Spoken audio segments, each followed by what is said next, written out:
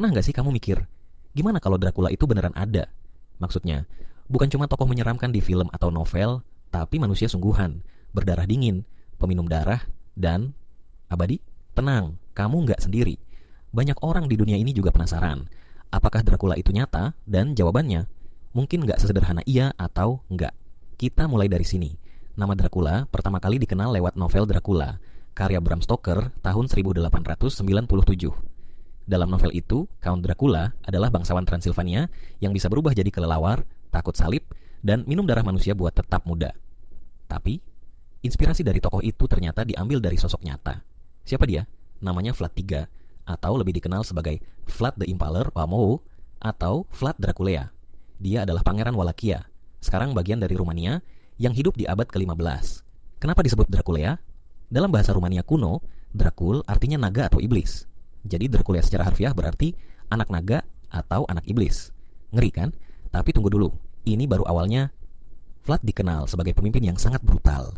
Salah satu hobinya yang paling sadis adalah impalement, menusuk tubuh musuh dari bawah ke atas dengan tiang tajam dan membiarkannya mati perlahan. Sejarawan Paul L. Williams dalam bukunya menyebutkan bahwa ribuan orang Turki dibunuh dengan cara ini. Bahkan Sultan Mehmed II, penakluk Konstantinopel, sampai mundur karena melihat ribuan mayat berbaris ditusuk di depan kastil Vlad. Kebayang dong, kenapa dia dijuluki The Impaler. Tapi pertanyaannya sekarang, apakah dia minum darah? Disinilah cerita mulai jadi kabur antara fakta dan mitos. Beberapa catatan sejarah, terutama dari musuh-musuh politiknya, menuduh Vlad minum darah dari mangkuk sambil duduk di tengah-tengah tubuh musuhnya yang baru dieksekusi. Tapi catatan ini datang dari sumber-sumber yang memang ingin menjatuhkannya. Apakah ini fakta atau propaganda? Menariknya, budaya vampir, makhluk malam peminum darah, sudah ada jauh sebelum Bram Stoker menulis Dracula. Dalam buku Vampires, Burial and Death karya Paul Barber, disebutkan bahwa masyarakat Eropa Timur sejak abad ke-12 sudah percaya bahwa orang mati bisa bangkit dan menghisap darah keluarga mereka. Bahkan, ditemukan banyak kuburan dengan mayat yang ditindih batu di lehernya, supaya nggak bangkit lagi. Jadi, mitos vampir bukan ciptaan Bram Stoker. Dia cuma menyatukan semua ketakutan kolektif itu dalam satu sosok, Dracula. Lalu kenapa karakter vampir itu awet banget sampai sekarang?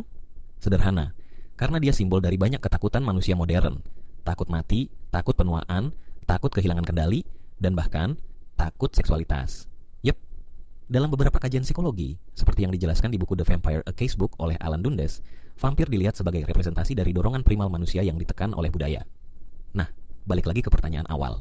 Apakah Dracula nyata? Kalau kamu maksud Count Dracula yang bisa berubah jadi kabut dan kelelawar, jawabannya jelas. Itu fiksi.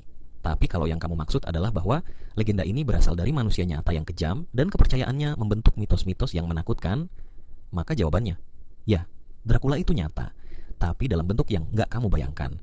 Dan yang lebih serem lagi, mitos vampir itu masih hidup sampai sekarang.